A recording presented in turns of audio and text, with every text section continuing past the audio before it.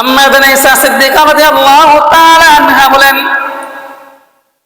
ওগো আল্লাহর হাবিব সাল্লাল্লাহু আলাইহি ওয়াসাল্লাম, আমি যদি ধারণা করি, আমি যদি মনে করি আজকে শবে কদর, তাহলে আমি কোন দোয়াটা বেশি বেশি করব, কোন কাজ করব, আমাকে শিক্ষা দান করেন। আল্লিমনি।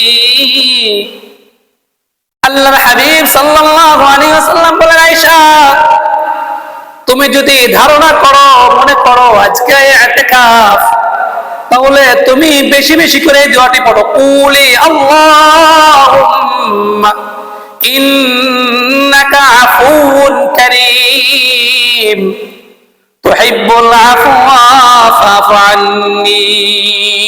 সুবহানাল্লাহ।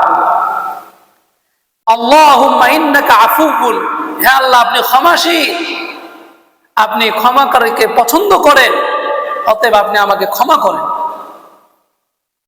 চারটি আমলের কথা বললাম।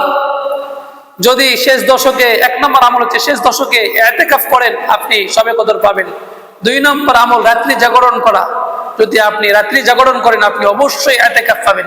3 নম্বর আমল কিয়ামুল লাইল, আপনি যদি রাত্রি কিয়ামুল লাইল আদায় করেন আপনি অবশ্যই আপনি লাইলাতুল কদর পাবেন ইনশাআল্লাহ। 4 নম্বর যেটা বললাম যে আল্লাহুম্মা ইন্নাকা আফুউন তুহিব্বুল আফওয়া ফাফু আন্নী, এই দোয়াটা শবে কদরে বেশি বেশি করে পাঠ করা, যে আল্লাহ আপনি ক্ষমাশীল, আপনি ক্ষমাকারীকে পছন্দ করেন, আপনি আমার গুনাহকে ক্ষমা করে দেন।